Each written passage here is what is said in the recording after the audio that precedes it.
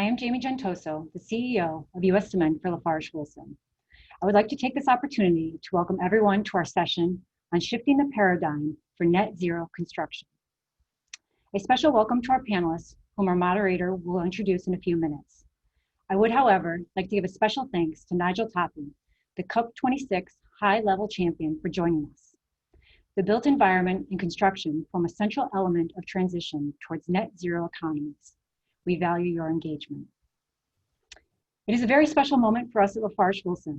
The group announced our net zero climate pledge at Climate Week opening yesterday. I am sure Magali will tell us more about that. But it is also a special moment for us in the United States, where we are fully engaged in the climate agenda.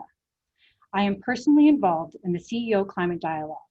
This is a group of Fortune 500 CEOs and NGOs that have come together to push our legislators to put in place long-term carbon policies, including a price on carbon.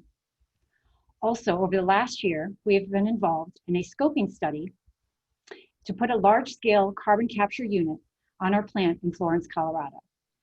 I'm happy to say that we have recently received backing from the DOE, Department of Energy, to further develop this project and to move forward.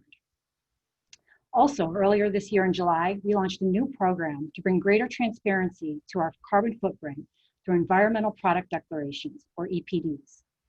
These declarations, much like nutritional labels, detail the environmental impact of building materials. Finally, at the same time, we also announced the US market introduction of Eco-Pact, LafargeHolcim's low-carbon concrete brand. Eco-Pact has now been introduced through our operations in Washington, D.C., and in Boston metropolitan areas, and are the first to roll out this innovative low-carbon concrete solution in North America.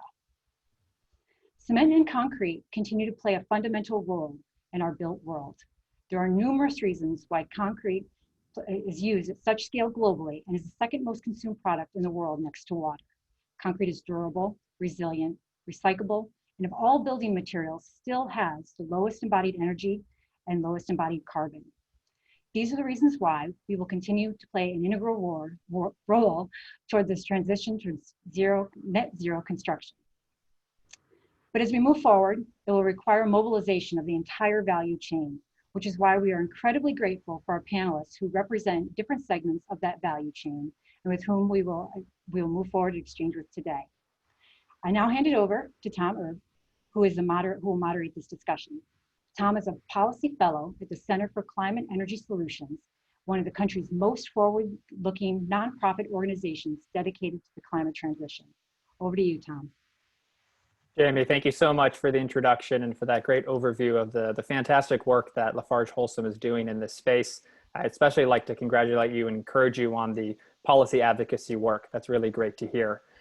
So thank you again. It's a pleasure to be here and to moderate this conversation with such a great and tremendous panel. As Jamie said, I'm a policy fellow at the Center for Climate and Energy Solutions outside Washington, D.C., and cover issues similar to the topics we're covering today with a focus on the policy side. We have a tremendous impact panel. I'm going to dive right into the conversation. But during this discussion, we're going to cover a couple of different elements related to how construction can reach net zero by 2050. So if that's the goal, what really needs to occur along the way? How will the market transform and how quickly? How can the entire value chain be involved? What key policy mechanisms and regulatory frameworks are needed to enable that transition? Joining me on the webinar today to discuss this are several panelists. First, we have Nigel, who is the high-level climate action champion for COP26. We have Christina, who is the CEO of the World Green Building Council. We have Magali, who is the Chief Sustainability Officer at LafargeHolcim. We have Bill, who is the Executive Director for the World Business Council for Sustainable Development in North America. We have Lena, who is the Senior Vice President for Sustainability at Skanska. And we have Joseph, who is the VP of Ferrera Bros, a US concrete company. Thank you all for being here and for taking the time to participate in this important conversation. We're going to start with a round of fire starter questions and then proceed to a moderated discussion. To my fellow panelists, please feel free to intervene if one of your other fellow panelists says something you want to respond to, because even in this virtual environment, we want to make this as dynamic and conversational as possible. And for the audience, there'll be a few opportunities to ask questions. So when your questions do come up, make sure to put them in the chat box as quickly as possible, and we'll find a way to incorporate them into the conversation, as you will be muted throughout the webinar. With that, let's get started. Nigel, I'm going to start with you. And my question is that you launched the Race to Zero initiative, which aims at bringing cooperation on climate action between businesses, cities, regions, and investors. What are your expectations? What will success look like for this initiative? And how can the construction value chain be involved? Great. Well, thanks, Tom, and thanks to LafargeHolcim for your leadership and for this convening. I think the title of the event, "Shifting the Paradigm to Net Zero," is what we're all in the midst of, right? And that's what we're trying to do with the Race to Zero. This is not disruption as normal. This is not some kind of tinkering and incremental where we get, I know we talk about 2050. It's easy to think this is a 30-year project, and therefore if you're a CEO you don't really have to worry about that because you're only going to be around for a few more years. This is paradigm shifting, and I think in many ways more so in the built environment and in the construction materials industry than some areas where we've been going down the track for a while. If we look at the energy sector and the mobility sector, we've been kind of innovating for a while, but I think there's a general acceptance. Some of you may disagree with me that steel and cement have not had the limelight they deserve, given just what a paradigm shift it will require to take them to being zero carbon providers. So I think now we know now because the science has got so clear, and and we're living it all around the world. I just today was talking to some Arctic scientists. We have the sort of ABC of climate change. The Arctic is melting, Bangladesh is drowning, and California is burning. So the science is so irrefutable, and we know we've got to get to zero. It's not like we have to get to 60 or 80. So there's something really helpful about the clarity of zero. That means it really is a full shift. I remember Steve Howard at We Mean Business always used to say, when he was at IKEA, that if you say we're going to make a 60% change, about 80% of the people think they're in the 40% that don't have to change. So it's something really pure about 100%, about zero. And the thing that really excites me is that this is not going to be policy-led or incremental. This is going to be innovation-led. And one of the things that really excited me when I was interviewing Jan for yesterday's launch was the extent to which Lafarge seems to now be emerging as an innovation driver, and that's the vibe we have to tap into. Is like incumbents are not going to survive by hanging on to arguments about why they were great and why nothing was changed. They're going to have to demonstrate their right to thrive and lead on the other side of the paradigm shift by innovating their way out of this. So I think this is such an exciting place to be in such an old industry as the cement and concrete industry, right? It's one of the oldest industries in the world, right?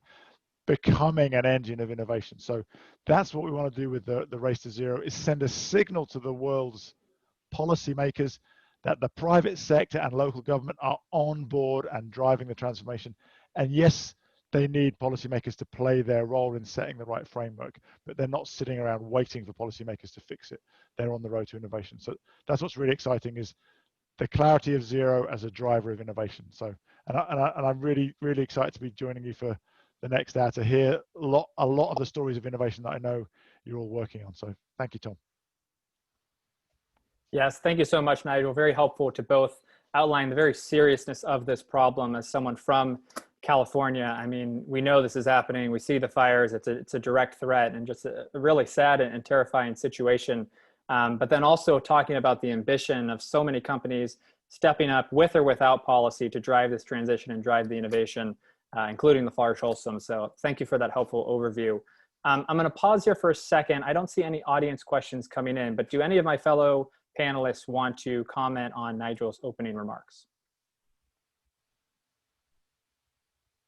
Okay, cool. So we will just continue on then with these fire starter questions. We'll have some more time for Nigel to comment on these comments at the end. So just a reminder that we're going to have these responses be about 2 to 3 minutes if we can. We're going to try to get through a lot of different topics and panelists today. Christina, I'm going to come to you next. And my question is that the World Green Building Council launched a call to action recently with an ambitious 2050 vision. They said new buildings, infrastructure, and renovations will have net zero embodied carbon, and all buildings, including existing buildings, must be net zero operational carbon. So what are the steps that are needed to get there, and are all regions equipped to get there? Yes, okay, thank you, Tom. Yes, basically this vision is realizing what the climate science is telling us, right? And with our Advancing Net Zero project, we put out this call, I guess, 3 years ago.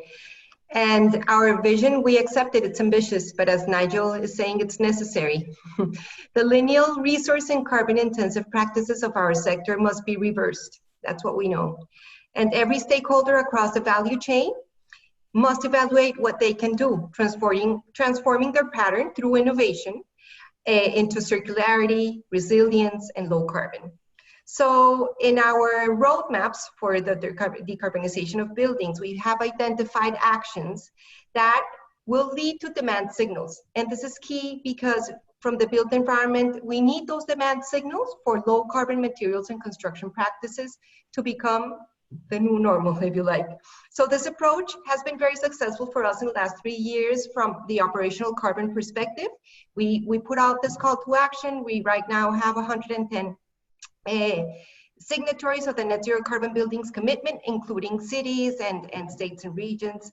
And so they are implementing policies on energy efficiency, renewable energy to achieve net zero operational emissions. But now, the vision and the climate science is also telling us we have to tackle embodied carbon. And this means a whole life approach. So with the power of the World GBC Global Network, what we want to do is to support the ambition of LafargeHolcim and let's say support that demand creation for low carbon material choices. That means transparency, disclosure, and also that we campaign and signal the importance of policy to drive the uptake and investment necessary to bring this to scale. You were asking, Tom, about the regional differences. So the global vision does set this change. We have 70 green building councils in all geographies. And for example, the regional programs, what we do best is bring stakeholders around the table to develop the action frameworks to make it relevant for the regions, because the realities of the construction sector throughout the world are very different. But through advocacy, education, and implementation, we can find a way that is relevant for every region. And an example is tomorrow, we're launching an embodied carbon primer document for Asia Pacific. So the issue is the same, but the solutions, the opportunities, and the stage of the conversation are very different regionally, and that requires a regional response and understanding. Great. Thank you so much, Christina. Very helpful overview and important emphasis on regional differences there and how the approach need to be tailored to those differences. I'm going to move now to Magali and back to LafargeHolcim. As Nigel's earliest comment talked about the role of industrial leaders, we also heard yesterday that LafargeHolcim signed the UN Global Compact Net Zero Pledge with science-based targets. Can you tell us a little bit more about that commitment and what it entails? Yes, thank you, Tom, and good morning, good afternoon, everybody. I'm super excited to be here now because it's such a timing for us. But let me take 2 seconds to go a little bit on the making of the pledge. You know, 1 year ago, we created the CSO position at ExCo level. What that actually means is that we're now putting sustainability at the heart of the decision-making of the company. And I think it was an absolutely critical step that we had to go through. And that really, it was, all the tools were in place. So we just had now to make it happen. So what I did, and you know, when you are being given the opportunity to kind of change the world, you know, it's so exciting. So the first thing I did, because, you know, back to what Nigel said earlier, it's an innovation problem. So I now got the best experts around the world of LafargeHolcim, both on the innovation side, on the technology side, etc. More than 100 people got involved, country, everything. And we worked, it took us 1 year to come up with that pledge. And it was, I can tell you, super hard work, even within COVID time. You can do very hard work when you are confined, but it was so important, not just to come up with a pledge, but to come up with a pledge that was scientifically validated. That was something that we could prove we could do, and with which we had a proper action plan. And by the way, I'm an engineer by background, so it was impossible for me to do anything else anyway. I could not have done it. So here we are, we prepared that pledge, and it's all about of course, the signing of the pledge, but was even more important for me was the SBTi validation. And the next step, because one of the issues we encountered when we started the work was there's actually no cement roadmap to net zero. Today, it doesn't exist. So we've been working with SBTi to validate our 2030 target originally, but then now we are going to take that one step further and partner with them to develop the rest of the roadmap. And that's why what you have seen is our 2030 target, which is all super exciting. Of course, we have to work on the clinker factor. Of course, we have to work on the thermal substitution rate, which is everyone knows. But also, we are now looking at our making our cement at 475 kilograms of CO2 per ton of cementitious, which is a frontier that no one had reached until now. And we are, again, very proud of.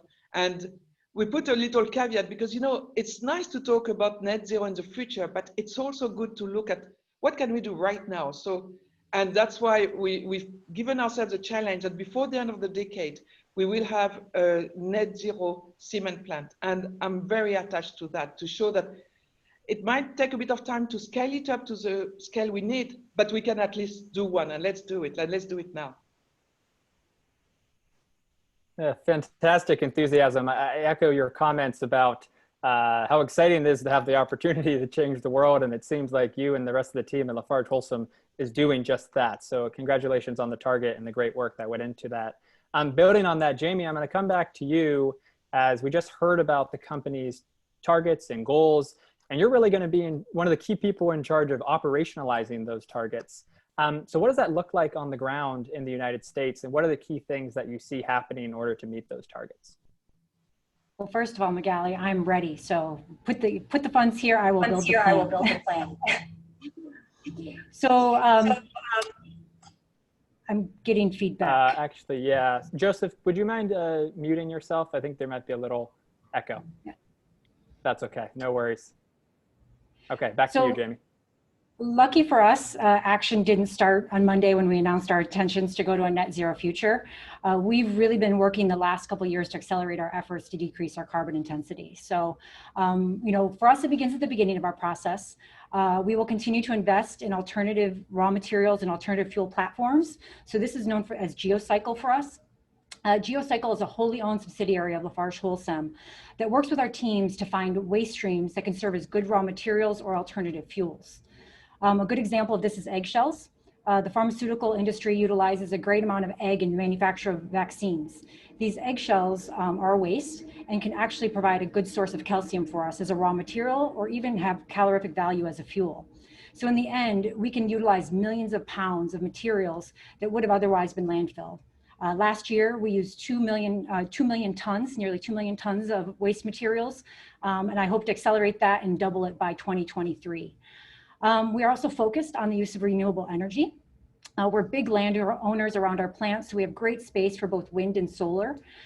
We started up 3 wind turbines at our plant in Paulding, Ohio just this year. And we will soon turn on a solar field at our plant in Hagerstown, Maryland in just the next month or so.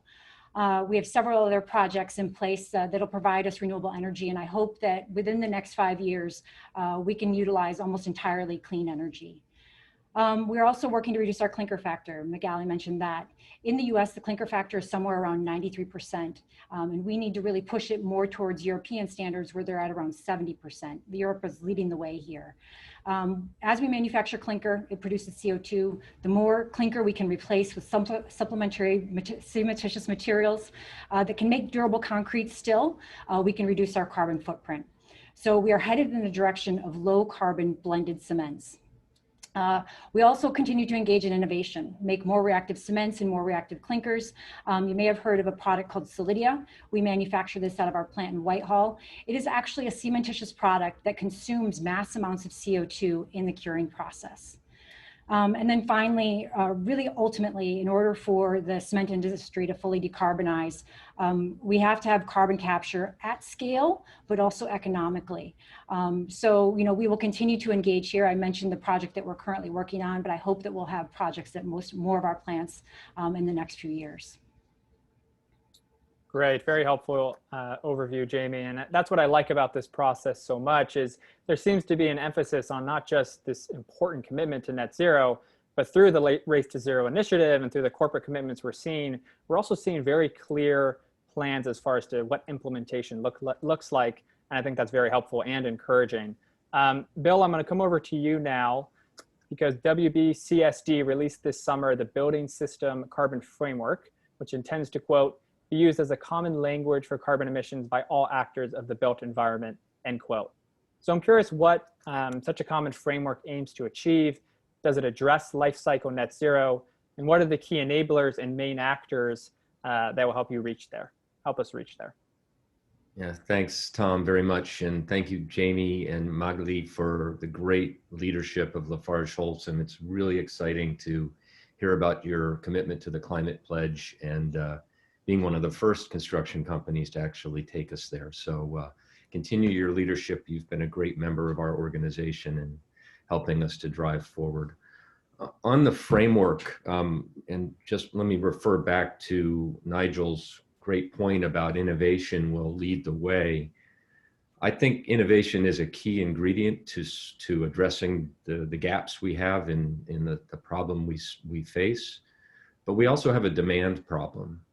And the demand problem is going to be underlying in the context of how people understand the role they play in the building system in terms of its carbon footprint.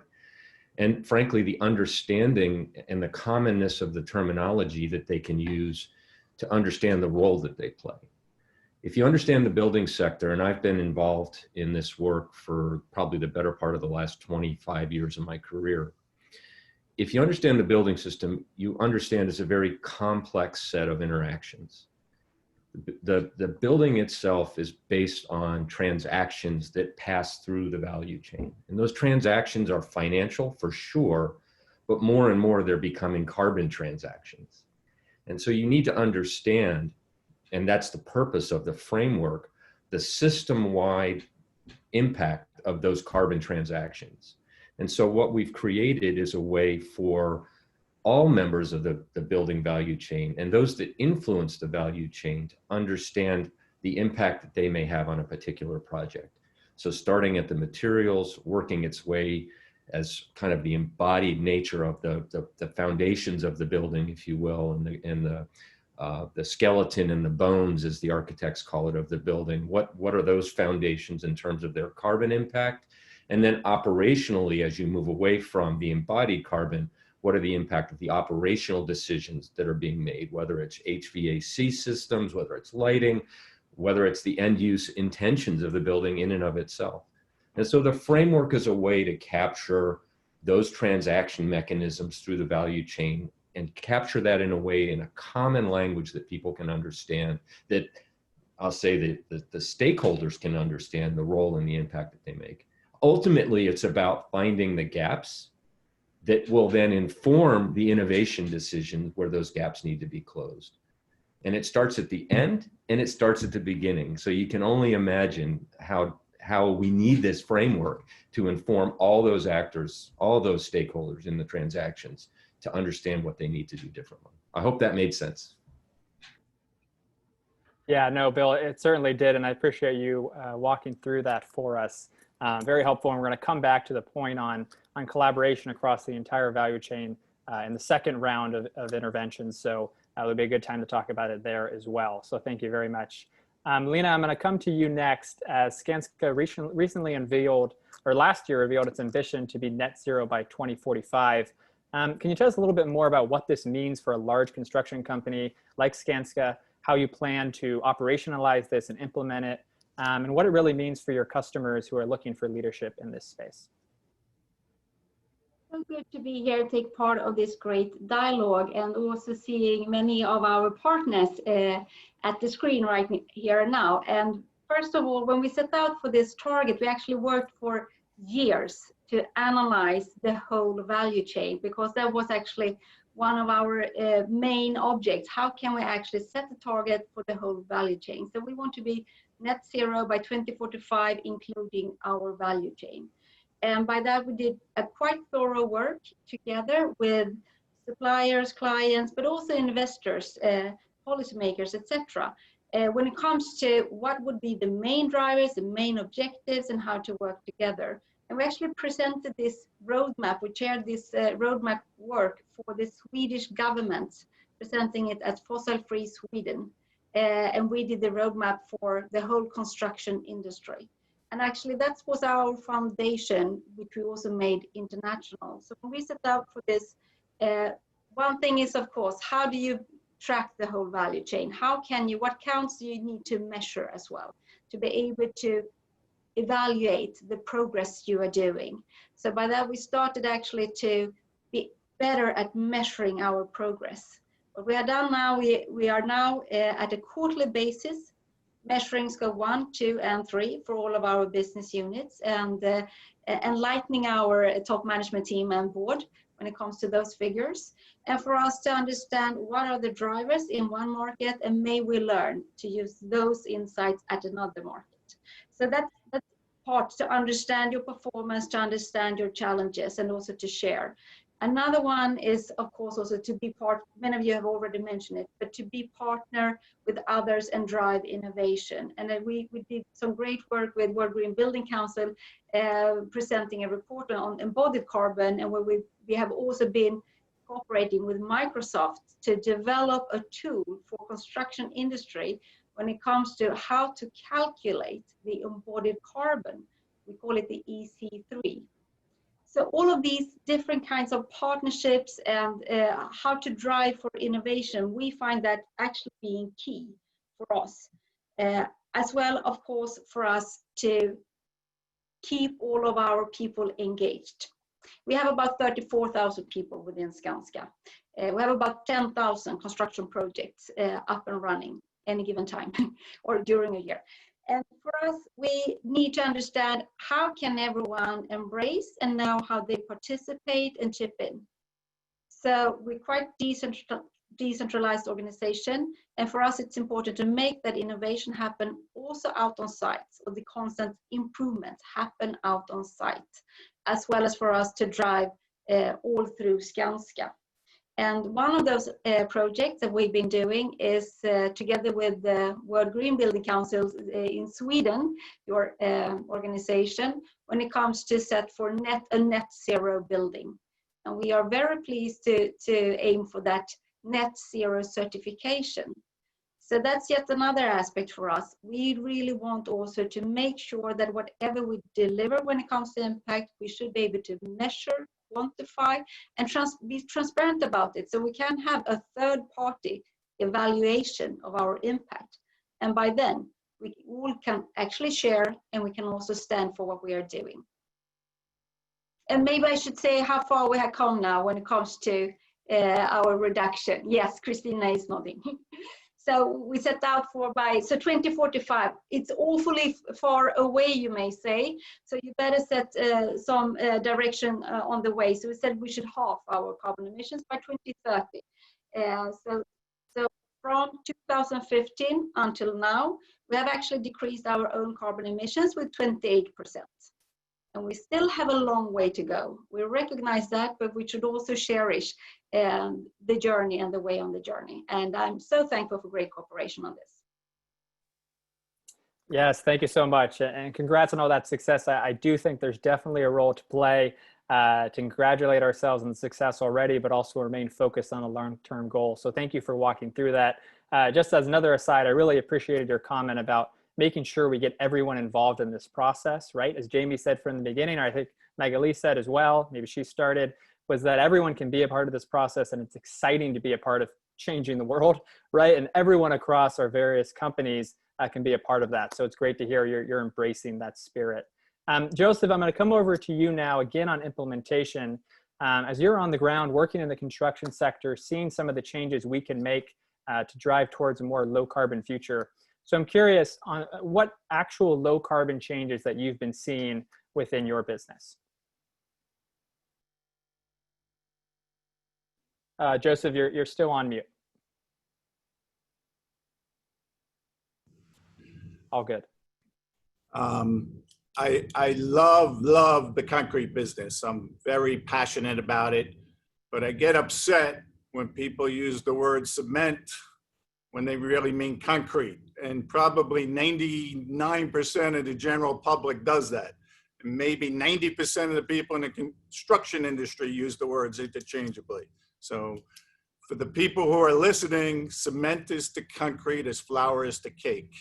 So I even corrected my grandfather a lot.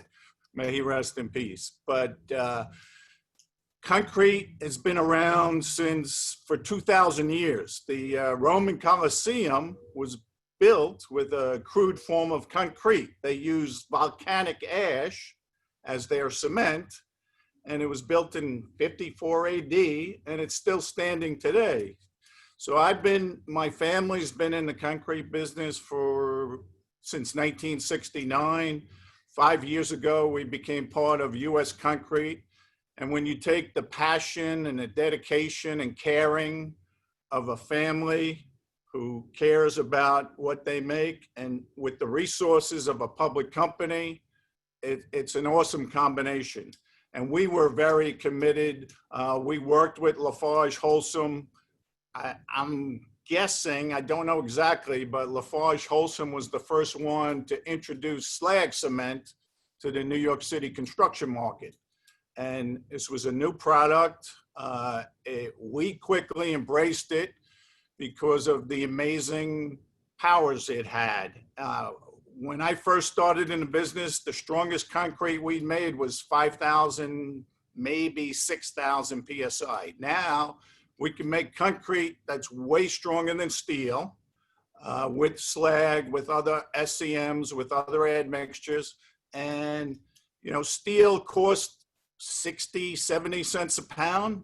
The concretes today, 3 or 4 cents a pound, and you can build the same structures. It's amazing. Concrete is one of the few manufacturing businesses left in New York City, and it provides employment for people in the raw materials, sand, stone, cement, the drivers. And it's amazing when you think of all these natural resources are put together, and we manufacture this amazing product called concrete that's way stronger than steel. And it's been around for 2,000 years. We hope it's going to be around for another 2,000 years. So the product itself, so when we first started with slag, there were maybe 5% or so of mixes, but as people got to know how well it performs and the strengths it delivers and how easy it is to place, it got more and more specified. I just walked into our dispatch office this morning, and probably 92% of the concrete we ship today is made with SCM, and primarily slag. So it's more and more becoming accepted. The other part of our business, in addition to being a manufacturing business, we're also a delivery business. And it's not easy to deliver concrete in a city of 9 million people. So we need trucks to bring it to the job sites. About 15 years ago, and it was a financial decision more than a sustainability decision, but we bought a couple of concrete mixes powered by CNG. We had 2. We now have 42 concrete mixers, and even though the price of diesel has gone way down and CNG costs more, we run those CNG mixers, and our partnership with US Concrete has enabled us to, because they really believe in the sustainability of concrete, and so we now our fleet has 42 concrete mixers powered by CNG. So those are a couple of things we've done.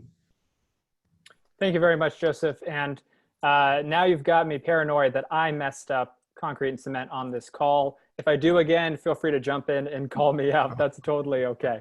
Okay, so we have a few audience questions that I'd like to cover here before transitioning into something new. First, let's start maybe this question for you, Bill, and then Jamie, feel free to comment as well. The question is from Ian Payne. And Ian says, I appreciate the comments about the demand side needing to grow. Any suggestions that you have to inform the building design community that better performing concretes with respect to sustainability performance are available and are growing in availability? Well, I actually will defer that question entirely to the LafargeHolcim team. So Jamie, but I do think information in the transaction is key. And going back a bit, just to comment on the framework, if you understand the desired contribution you want your foundational mixes to have on your overall embodied outcome of the building, you need to have that basic metric of which you're designing to. And so once you have an understanding of what kind of carbon footprint you need at your basic level of construction, then you go to your suppliers and you say, how can you help me achieve that? And so I'll then defer now to Jamie to take us to the rest of the answer to that question. So I think the demand side has been one of our biggest issues in pushing down our own carbon intensity. So I started with Holcim 20 years ago out of college, and we were just introducing slag and fly ash into the markets and trying to sell it with our customers. And Joe mentioned it, Holcim was one of the first. Lafarge also offered it also on the East Coast. And spent a lot of time trying to get architects and engineers to accept the use of these products in place of cement, because the cement that they've used for so long has provided such great results, right? The buildings are standing for 2,000 years. So it's really difficult to get engineers to make changes like that. And I'm an engineer myself too, so I understand the stubbornness, because that's your legacy, those buildings that you're putting your stamp on. But I do think that now, you have, especially architects and engineers are very interested in sustainable solutions, but it takes our customers, really being engaged and understanding that these products, like Joe mentioned, they're making concretes that they've never made before, 5,000, 6,000 PSI to now 18,000 PSI on the World Trade Center. So, pretty amazing stuff that we're doing. And I think acceptance is growing and customers are starting to see it. But I think we're kind of, pulling from the owner side. The full value chain is really, it's both ends that are trying to push in, and the customer, I think, is finally, I shouldn't say finally, is starting to realize that they can make, good concrete, and that the concretes of yesterday are not going to be the concretes of the future, not particularly the same components, but will perform better and can perform, exactly the same with some of these new substitution materials that we have. So. Great, thank you both for that response. We have another question from Isabel Harrison, who used to be one of my office neighbors. So good to hear from you, Isabel, and I hope you're well. But her question is, what emerging decarbonization technologies in the construction industry are most exciting to you? And this is an open question to any of the panelists that would like to answer. So exciting technological advancements. Well, I would just like to say that what we do see with buildings that actually can create energy, energy plus houses, the achievements and the way that technology is now ramping up is amazing. What we can do with solar cells and how we actually can start to see buildings as being the ones that are producing energy. And that will be key, and that will be part of a great transformation. So for us, I would really like to state that. But if I would say not just technology, but maybe the most important process that is actually pushing this change, I would state it is finance. And thanks to the emergence of green bonds and green finance, we have really stepped up and geared up this transformation. Because once finance gets their eyes into a topic and understand the value of it, they are part of, they're the blood system in all industries. So the emergence of green bonds and green finance, I think that has been absolutely vital to be part of the transformation, because that's also what is actually giving the value to the new technologies, and is giving the financing for all those innovations that we want to do. Yeah, that's a fantastic point. And I think we'll come back to that when we talk about policy a little bit later, and how we can enable those financial flows to start going in these low carbon directions as well. Does anyone else want to comment on this question? I guess, Tom, I would say what I'm most excited about is what I would call system-wide solutions. So taking the holistic outcome of the intended use of the building and understanding the choices one needs to make to produce a building that is going to operate at net zero energy. And so there's an awful lot of innovation happening right now about how you do that across the set of systems that you consider in a building. And I bring as an example, you know, net zero from an operational point of view means I'm very efficient. So I look at the slate of technologies available to me to design the most efficiency into the building that I possibly can. And believe me, there are many, many companies that are producing very innovative products for efficiency improvements, as well as then you take in the source energy, the energy use of the building, and maximize the amount of renewable content that you can have in the building. And those two pieces of the formula come together to give you net zero.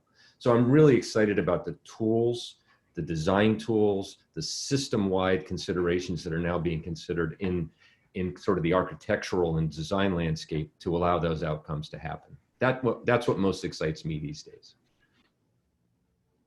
Great, thank you, Bill. Anyone else want to jump in? Okay, yes, Christina. Yeah, no, I just want to add that, of course, all of this movement came to make buildings designed for climate and future-proofed, right? Because, so one thing is that we need to be mindful that we have to design taking into account the climate of the future, not the climate of today, right? And for that, I see many geographies understanding that prioritizing passive design and not forgetting it is key on this race to net zero. And it's really great design, and with all this innovation and renewables and this transformation and tapping in all the gains we can get from embodied carbon is what is going to get us there quicker. Just a reminder, because that is very important, because if not, some stakeholders may start saying, oh, here we go again, it's going to cost us more. Not necessarily. Innovation is key, and we have to think performance. Absolutely, totally agree. Thank you. Anyone else? Or else I'm going to hand over to Nigel for his thoughts. Okay, sounds good. With Nigel, we'd love to just kind of hear your reactions to various commitments and the rest of the conversation that we've been having. And then I'm going to hand it over to Magali for a little surprise as well.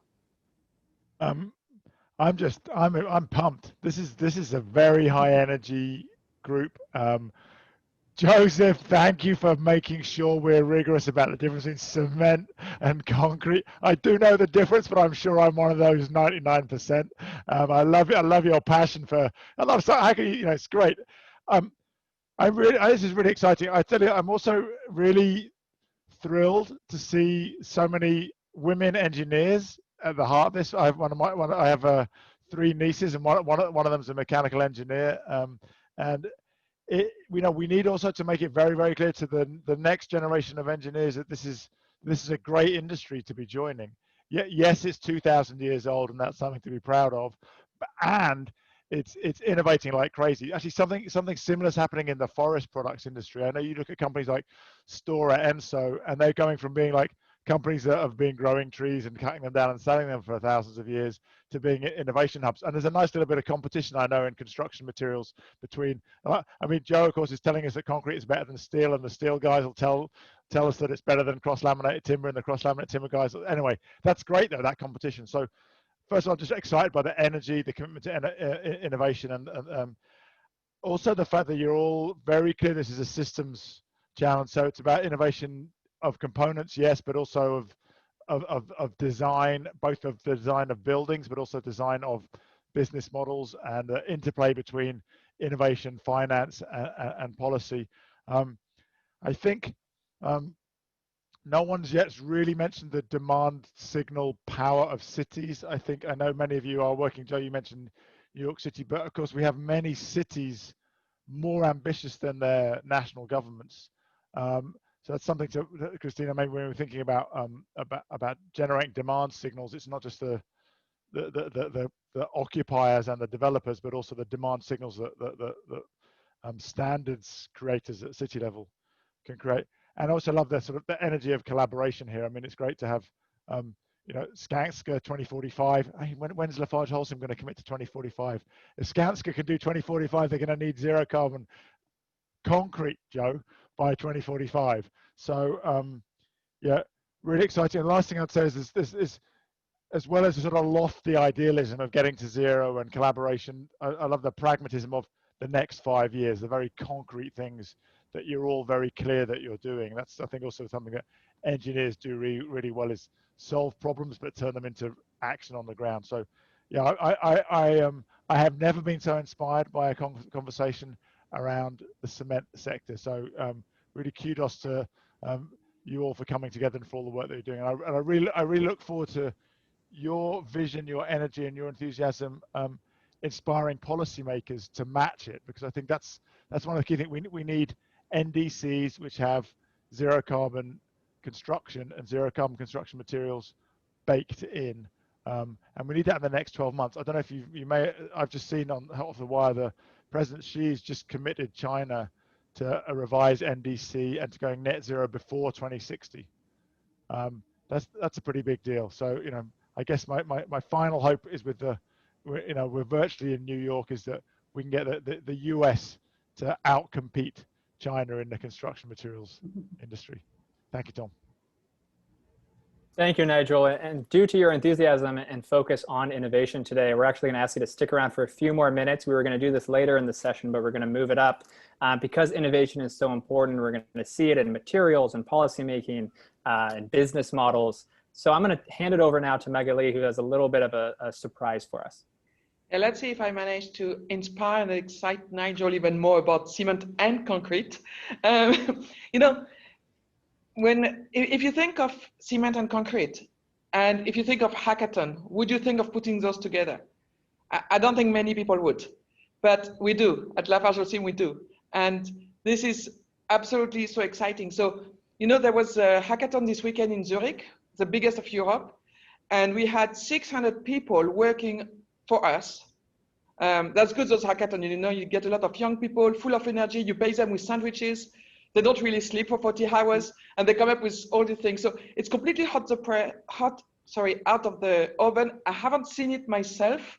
So I propose this, the winners, we told them, guys, the prize today is that if you win, we will run your movie at the New York Climate Week. So it's a 1-minute movie, if you can bear with me. And like I said, I haven't seen it. So let's see what happens. And I'm not sure now what I'm supposed to do to make that movie run. Okay. Hi, we are Team Smart Tracking in Nigeria, and we just participated in Hack Zurich, one of Europe's biggest hackathons. We participated in the challenge of LafargeHolcim, which was about the growing impact of enlarging cities. We picked this challenge because we saw that there's a lot of potential, as improving the tracking system has a large potential for the global warming, for reducing the effects of climate change by reducing CO2 emissions, and therefore have a really large and positive impact on the world's climate. We were actually really surprised that the data we get is from Nigeria, as this wasn't the first country we would have thought about when it comes to construction material sites. And on the other hand, there was really a lot of interesting data, a lot of detailed data from all the truck trips. So it was great what there we can use to build our product in the end.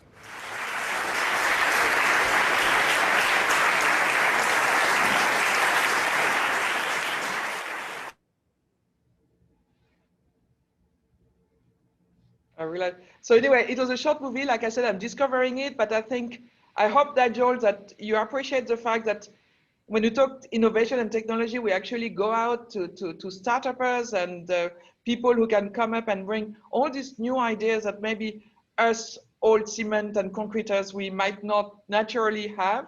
And, you know, Lena just before was talking about Scope 3.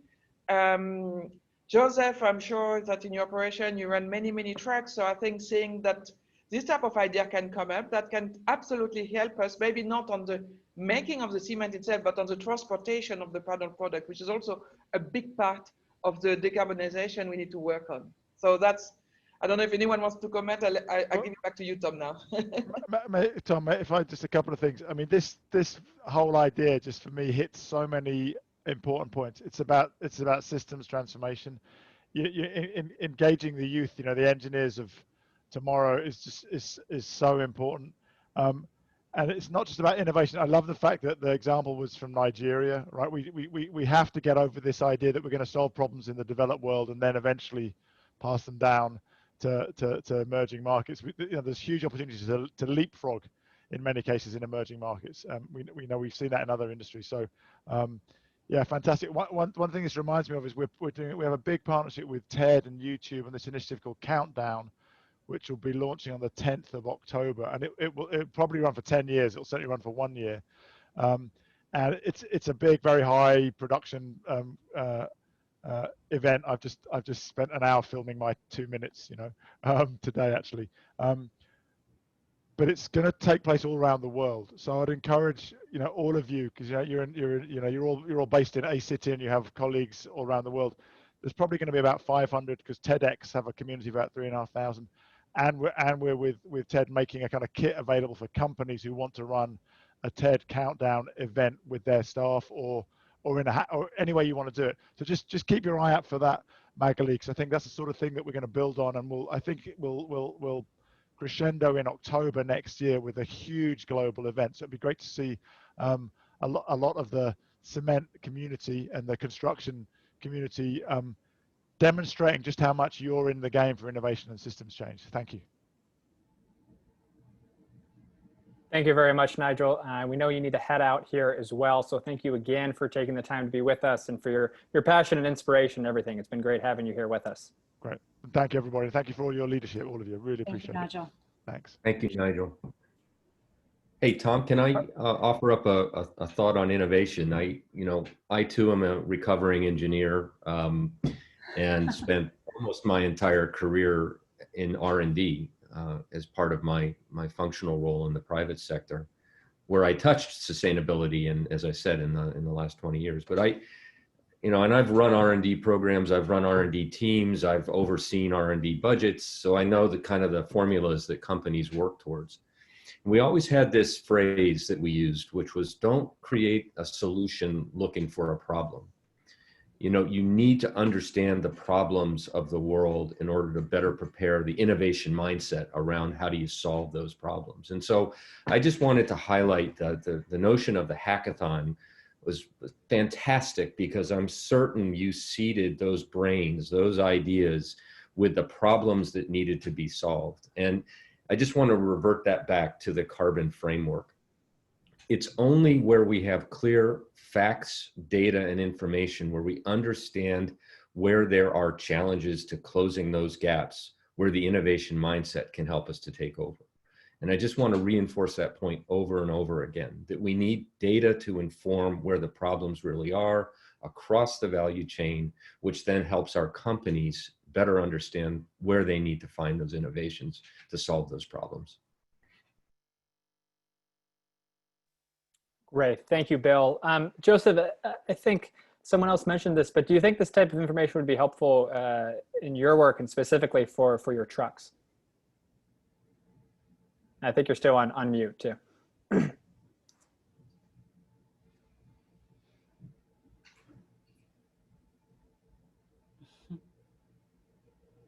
Christelle.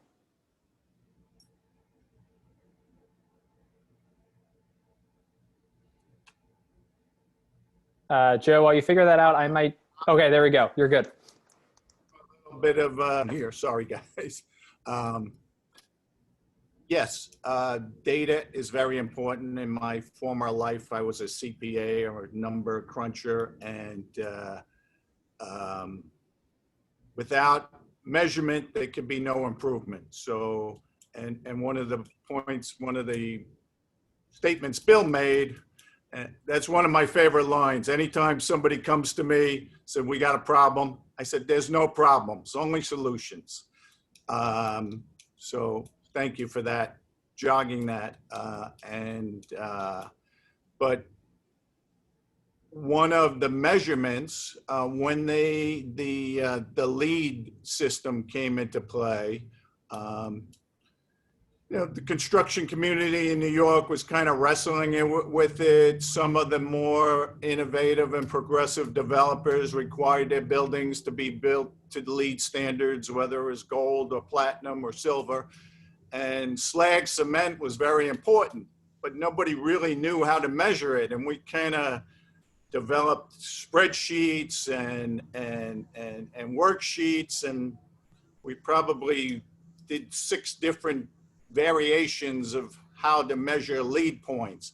But now there's a new, in our industry, something called EPDs, Environmental Product Declarations, that measure where the raw materials come from, how long they're transported, what is the carbon of a slag mix compared to straight cement. So all of these measurements are gonna be a little tough for some smaller producers, but the people that really care about, you know, an EPD is kind of like a nutrition label for our products. So we've embraced that. U.S. Concrete has a division in California, which has always been the leaders in sustainability. U.S. Concrete has a national testing lab, which is also run by a female PE. I want to give a shout out to Alana Gazzetta, who's been a very valuable resource for us the last 5 years. So we've embraced EPDs. We've talked about it.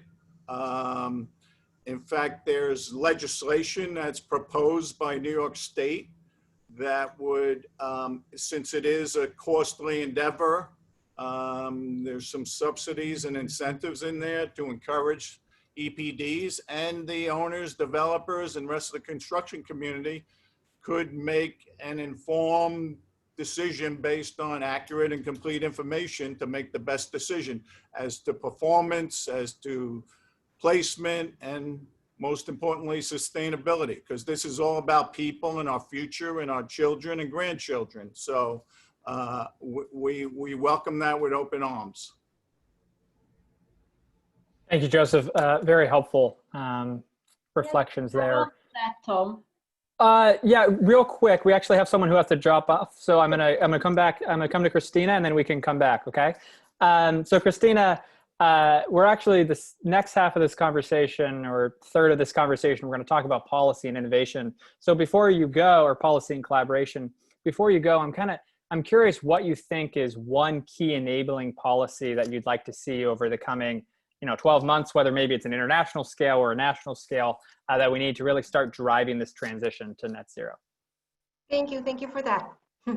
I guess building on what Nigel said is also, we need first and foremost that countries have some sort of urban vision that embraces sustainability, because then cities that are willing to go beyond current codes or current levels of ambition can actually act more quickly than national governments. So it's a really great enabler when countries have a great urban vision that unlocks cities to enact better policy. That said, there's not one recipe, Tom, but I would say performance-based codes for buildings, they are like only used in 30% of cities around the world, and that is really poor. It's a really bad record.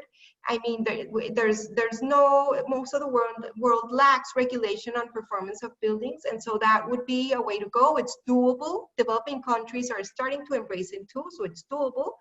And the other part, as you said, around what was being said around EPDs, several cities in Europe already and countries are also embracing that vision for embodied carbon and transparency. And there's great work, and Lena knows much more of this than me, but there's great work being done in Finland, of course in Sweden.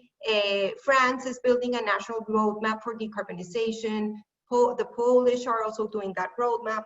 So it's pairing up a national coherence, city ambition that is willing to go one step further, and unlocking, of course, the benefits of being ambitious and the first mover. As we were being reminded when we started with the sustainability movement some few years back, we were having exactly the same conversation. And now we've learned and now we're here. So it's kind of that same. How do we give out incentives to unlock the differences? But as Lena pointed out, the responsible investment movement, the green bonds, the disclosure, the EU Green Deal, the taxonomy, all of that is just such a big enabler. So I'm very positive that cities in particular are going to be the first movers, and national governments will uphold that vision as we go into COP26. Thank you so much, Christina. And I know you plan to be with us, but urgencies come up, especially in this virtual world. So thank you so much for joining, and don't feel bad. We really appreciate everything you've contributed to this conversation. Lena, I'm going to come to you, but Jamie, I think you wanted to say something real quick, maybe too. Yes, I wanted to kind of build on that, and it's precisely why we are involved in the CEO Climate Dialogue. So, this is a group that's come together to try to work with Congress so that we can have an economy-wide price on carbon, right? So anything that's put out there is federal policy. So for us, we work across 43 states, and as the cities and the state governments look to put in place policy, it makes it really difficult for companies.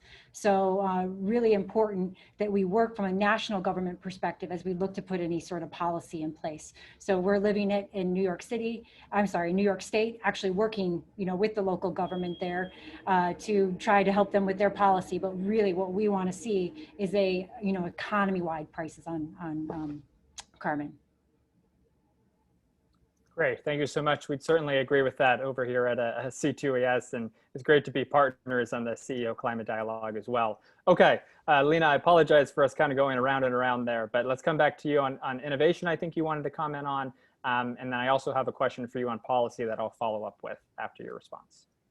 I just wanted to add on, because I think Joseph had a great example regarding how you do environmental product declarations. And that is something that has been around for quite a while, just like Christina mentioned, in European countries. And I started off mentioning that we have developed a tool for how to track and measure embodied carbon. And we call it the Embodied Construction Carbon Calculator, EC3. And we're doing that together with Microsoft. And we have actually collected 10,000 EPDs in this EC3 tool. And it's open source, so it's open for everyone. And that's also how it's going to be relevant for everyone. And we did this one specifically for the US market, because we did see that in the European countries where we are active, we have quite some, for quite some years we have been working with it. There are different standards and models, but there weren't any in the US market. So we actually took a lot of the knowledge from our European countries, and we actually were the ones that headed this project to create this calculator.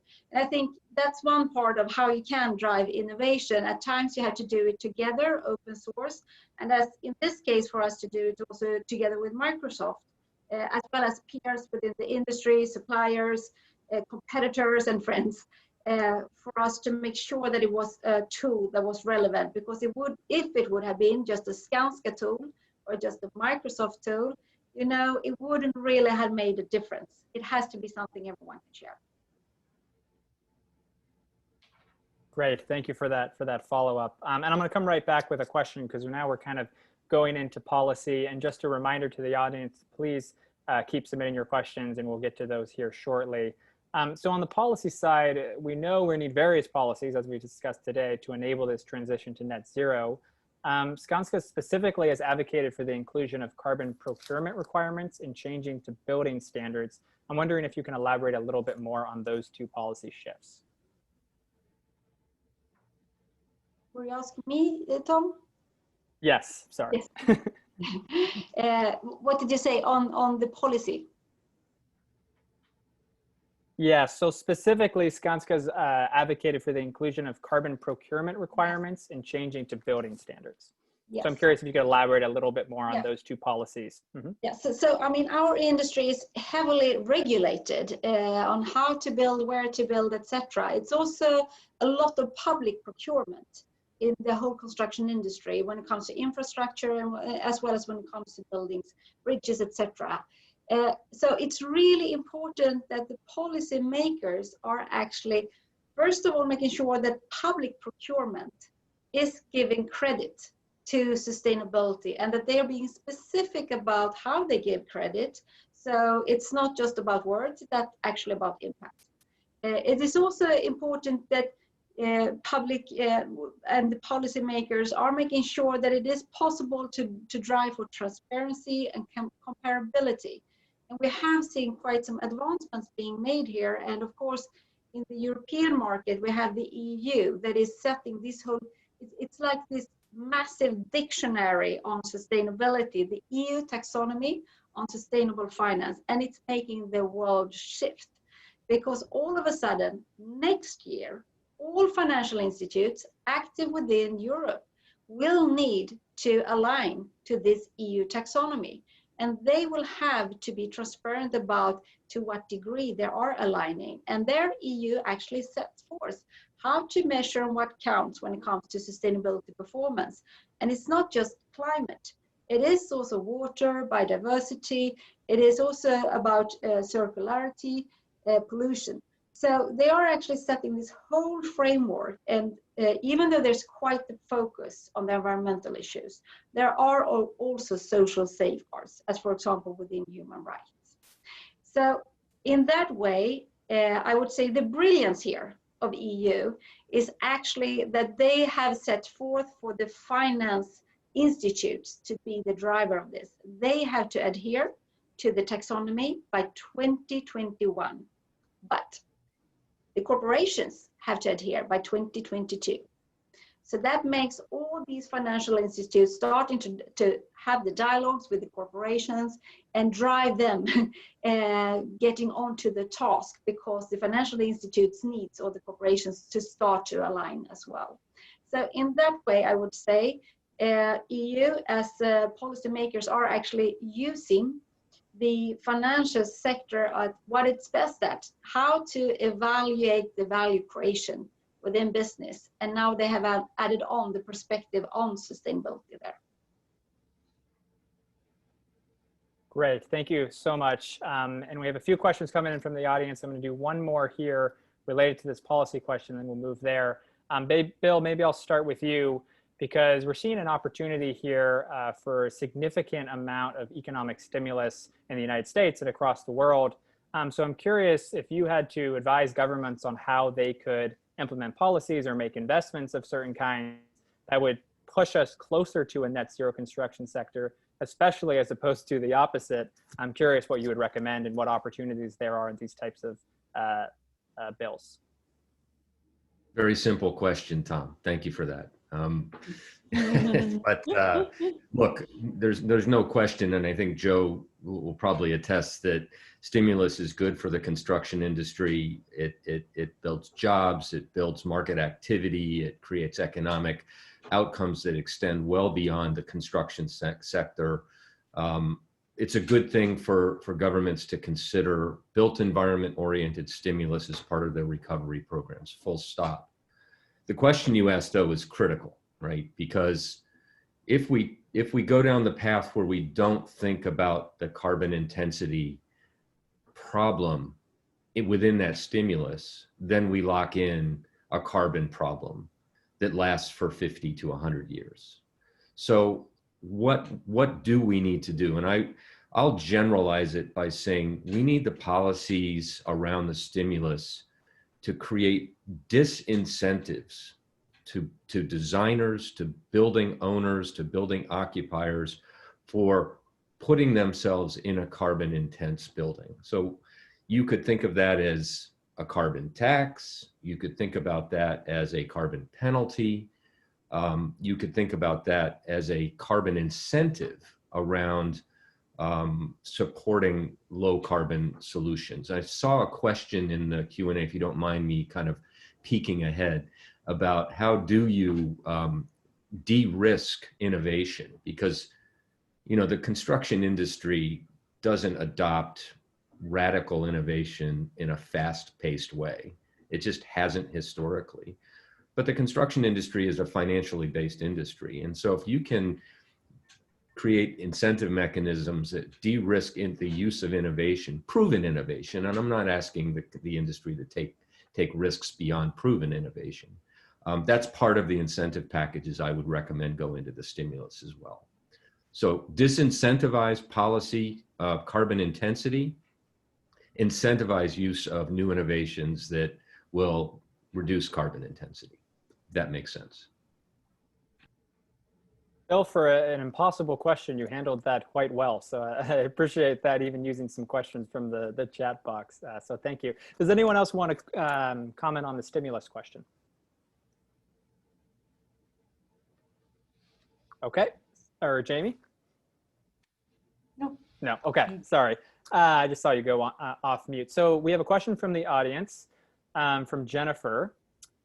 And Jennifer says, what are some of the immediate actions mid-sized contractors can do to reduce the carbon impact of their construction activities? And it's for anyone. Can I answer buy to our cement? So they can make their concrete lower carbon? No, I don't think we can call us a mid-size, but something I would like to answer, and I would like to go back a little bit to the market, which is really, I think, what this is. How do we create that market, and how do we push people to go to that market? And I think sometimes I feel we are in a bit of a chicken and egg situation here, where we are waiting for policy and things to happen, and it is happening, but as always, too slow. At least we have that feeling quite often. And we want the market to happen to put our product out. And that's why earlier Jamie mentioned Eco-Pact. That's something we launched, which is a green concrete. It is concrete, Joseph, 30% lower minimum. And we did that because we've been going around that topic forever. Is there a market? Should we launch it? Shouldn't we launch it? Some countries do it, but not others. And we just decided to go ahead and do it.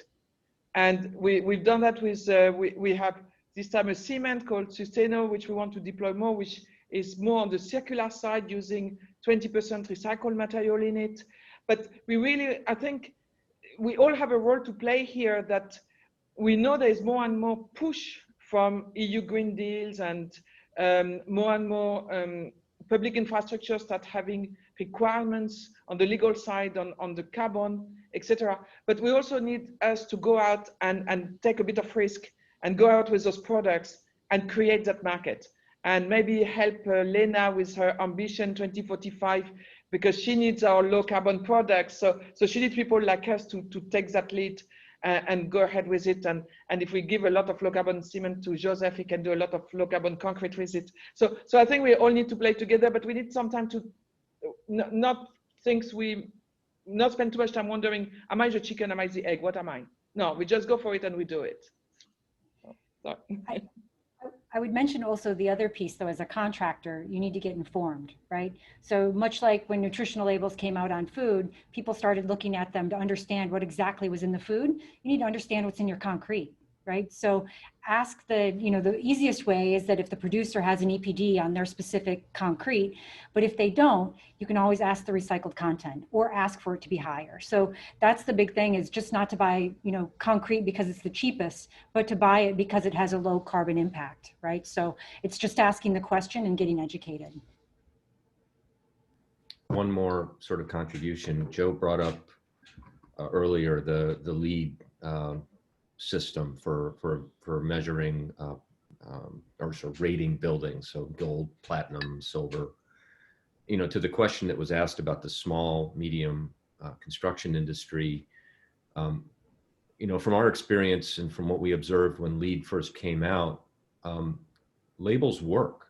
The market responds to a characterization of a piece of property, whether it's Class A in platinum or Class C in platinum, it still gets a favorable rating. So I would encourage the small, medium construction industry to really look at adopting, to a greater extent, this concept of labeling, be it LEED or Energy Star or Passive House, or there's plenty of them out there, and start putting properties into the market that are attractive to this new class of of owner.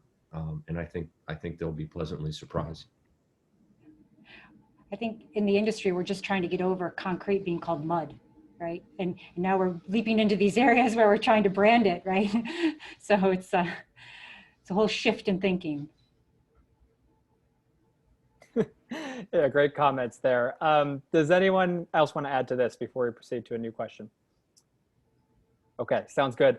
So we have another question. This might be more specific to you, Joe and Jamie, but anyone else feel free to jump in. The question is, what are your thoughts on the quote, buy clean bills that are moving through various states in the United States? And then I think there's also some interest at the federal level on this as well. Joe, I can let you start if you'd like.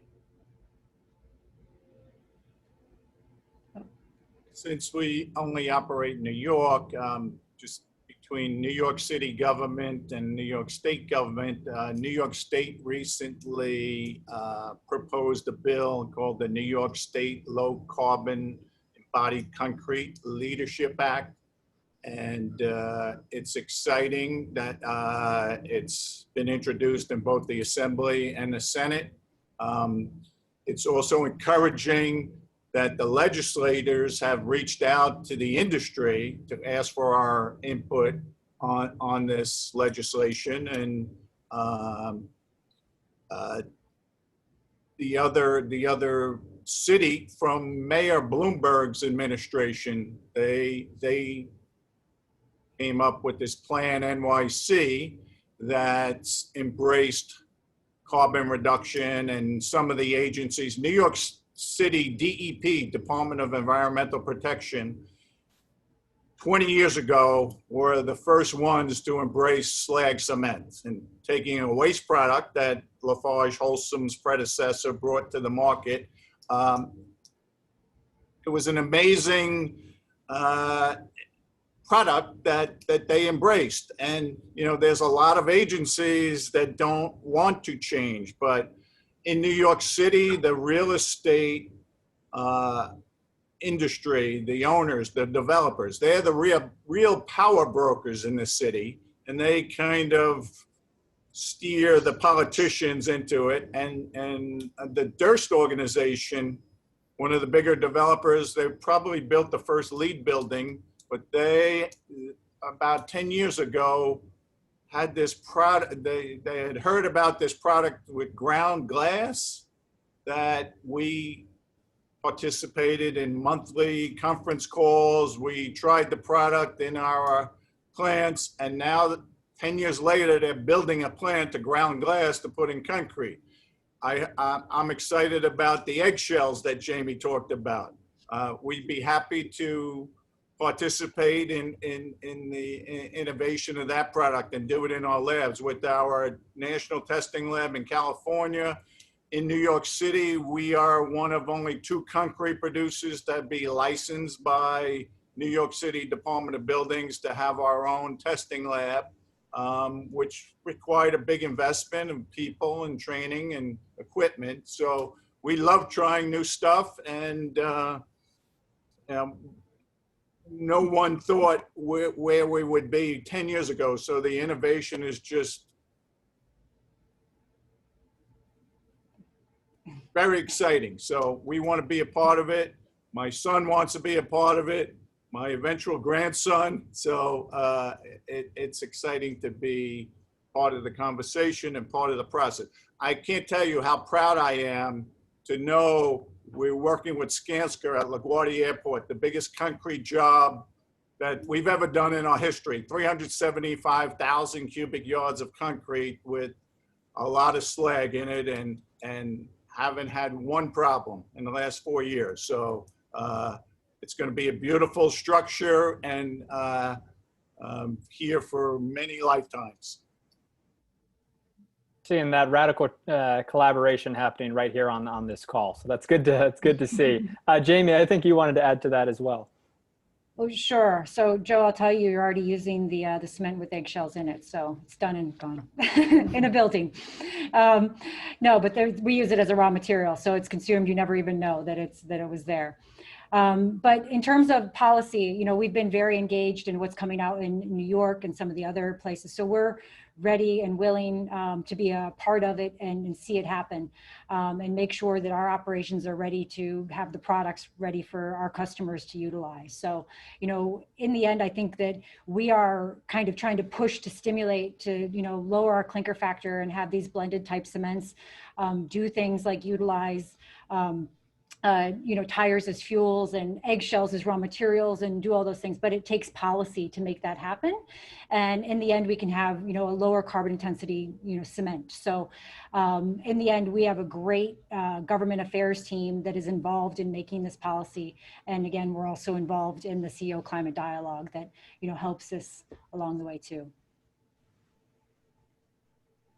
Okay, great. Let's move to another question here, very technology specific, but I think relevant. And it's come up a little bit already, but this is a question from Jonathan. Jonathan says, how much of a role is carbon capture and CO2 utilization going to play in the net zero transition? And I believe he's speaking specifically to the construction sector and to any of our panelists. I would say every time when you talk about carbon capture, you always have to first state that you have to reduce as much as you can, because that's always the first step, and that will always have to be the head direction to go towards to work for the reduction. I think it is interesting to see the new technologies that are developing. We do need them, but they need also to be more scalable, and they also need to be economic efficient, so they can actually make it at the market. And there are some great development happening here, and of course we all should embrace that, but at the same time keeping on to focus on reducing the overall carbon emissions. So I would just like to add, I fully agree with what Lena just said.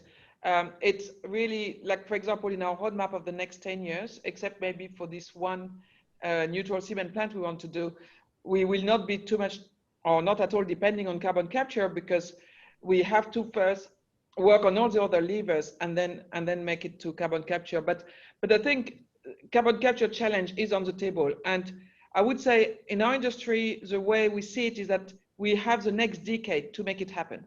So what we want to do in the next decade is, and make it happen the way Lena said it, which is economically and scalable. Because make it happen on one plant, we can do it. But make it happen to the extent, the number of plants we have, the number of countries, and economically, because if I make it happen, but no one wants to buy my cement after that because it's too expensive, it's not going to be any use. And we have the next decade to make that. And that's why what we have decided to do is to be very proactive in multiplying the number of pilots. So Jamie mentioned one that we have going on in Portland, Colorado, and Portland Cement Plant, Colorado, and that's great. We need to multiply because, and it's all pilots, because we don't think it will be one solution. It's not going to be a one thing. And you know, we talked, you guys saw this great hackathon sorry just before, and I really would like to run a hackathon on carbon capture myself. So I'm pushing the teams to do this type of thing, because I think that's what we do it. But to make it economically, what is very encouraging is the fact that we got DOE partial financing for the cement, for the carbon capture that Jamie is running. We got some governmental funding for one we have in Germany as well. So really, I would say the more we pilot, if everybody could pilot as many as possible, I think we will get there. And I would estimate we have about a decade. If we haven't done it in the next 10 years, it will start getting a real problem for our industry. That's my personal opinion. And fundamentally, without carbon capture, cement can't fully decarbonize, right? Our basic material that we're made from is limestone, CaCO3. And when you heat up limestone, you get free lime, CaO, and a CO2. So unless cement entirely changes, which we don't see that happening in the very near future, we have to fully decarbonize. We need carbon capture in order to get there. So You know, it's exciting. And I know, you know, if you look at technology and how fast it's changing, I think that we can easily, you know, we will have good carbon capture solutions that are economical and scalable in the future. Great, thank you, very helpful. Yeah, go ahead. Thank my friend Joe again for, before any of you saw us go live, Joe mentioned a great article in the New York Post today highlighting a new building that's being proposed in the city of New York, which is based entirely on carbon capture. In the context, the most beneficial carbon capture device we have is nature. And so if we can think about ways of adhering to the principles of the role of nature in our building design systems and outcomes, and offsetting the very obvious challenges we have with cement, for instance, we can find win-wins in carbon capture. So I encourage those that want to see a futuristic looking building. Thank you, Joe, for pointing it out. But have a look at the New York Post today. Very interesting. All right, thank you, Bill. So we're running out of time here. This has been a great conversation. I think before I hand it over to Jamie to close, I'm going to ask each of our panelists for just 30 seconds, 1 minute, last word, kind of summarizing their remarks from the day, and perhaps a word of encouragement for all of us kind of seeing the scale of this challenge, but maybe a word of encouragement of how we're starting to get along the right path to net zero construction. So putting someone on the spot, maybe Bill, I'll come back to you for your final words. Yeah, I'll just reemphasize the building system carbon framework that we pushed out in July of this year, which was a collaborative effort amongst many of the companies that are represented in this call. LafargeHolcim, Skanska was a big participant in that body of work. It really is, how do we put a system-wide framework together so that every actor in the value chain, doesn't matter whether you're a materials provider, doesn't matter whether you're an investor in the building itself, what's your role in the carbon transaction? And so I encourage those that are less familiar with that body of work to go have a look. It leverages some of the very resources that we talked about, whether it's EC3 or other data sources that are going to be important for informing that transaction mechanism. But I encourage the look, and I encourage the recognition that this is a cross-sector-wide challenge. Thank you very much, Bill, and for taking the time to participate. Lena? Well, I would just like to pinpoint the importance of you measure what counts, and you can count what's being measured. And you can also actually evaluate progress, process, as well as you can value it. And that's what finance comes in. And Bill, you're talking about the system and the system-wide framework.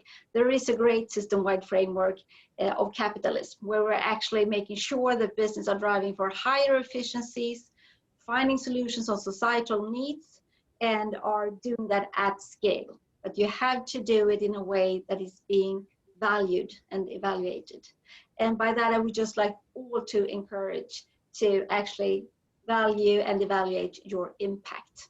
As well as when you do that, when you get those figures, when you get those numbers, you have a whole lot of people, foremost engineers maybe, getting really engaged about it. And then you have a whole force coming together, just like you were talking about, Magali, having a hackathon. You can have a lot of people embracing the impact. Thank you very much. Joseph?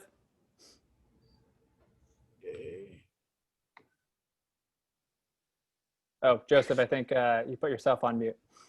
Okay. Oh, good. I just want to thank LafargeHolcim for what they've done the last couple of decades. I've learned so much from sharing, hearing the ideas and what progress has been made from Lena and Magdali and Bill. I also forgot to mention, you know, we're always learning. This is a very innovative industry. There's an MIT, Massachusetts Institute of Technology, Concrete Sustainability Hub. And whenever there's a wealth of resources and information of what our industries, the cement industry, the concrete industry is capable of doing, what we have done, what they're researching. And anytime I introduce an engineer or an owner or developer to that, and it's it's open. It's a wealth of information, and it's very exciting. Some of the most brilliant minds in this country have what they've done and what the data they've collected and the research they've done, and what we're capable of doing is incredible. So I encourage anyone to go on that Concrete Sustainability Hub to see what we can do. Very cool. Thank you very much. Magali? I think I will go back to the title of this panel. We are talking about shifting the paradigm for net zero construction. And I believe we have the right actors who wants to contribute. We are going through something that it's almost a historical moment. That's how I take it. Things are happening, they're happening now, and everyone is motivated, and all the indicators are there to make it happen. So it would be absolutely criminal to miss that opportunity. So we are all in it together, and we need to all make it happen. And I've been communicating a fair bit on the social networks this last few days, and I've been using a lot of the hashtag, this is just the beginning. And I think we should make that hashtag really more and more used. This is just the beginning. I love it. Good way to drive some people to your Twitter feed, and a great hashtag. So that's a good way to do it. Jamie, over to you to close it off. All right. So unfortunately, we have to bring this discussion to a close. I'd first like to thank the panelists, as well as you, Tom, for your leadership and commitment to working with us to make net zero construction a reality. I'll not try to summarize our whole discussion, but perhaps I can share a few key takeaways. So the net zero transition requires engagement of the full value chain, but most fundamental is the policy framework that provides business certainty, as well as investment in industrial and product innovation. We need to fully decarbonize energy. We need innovation in carbon capture and investment in CO2 transport infrastructure. We need a level playing field when it comes to carbon costs on imports. And finally, we need an adequate carbon pricing that encompasses both supply and demand. All these measures are fully part of the equation as we get toward a net zero reality. And I'm quite confident that through the leadership of our great panelists and the companies and NGOs that they represent, that we will get there. So many thanks to our audience too, and I hope that you will join us on September 24th for our next Climate Week event, which will be hosted by Jay Moreau, our CEO of LafargeHolcim ACM, and be moderated by Ann Kelly from Sears. Thank you for joining us.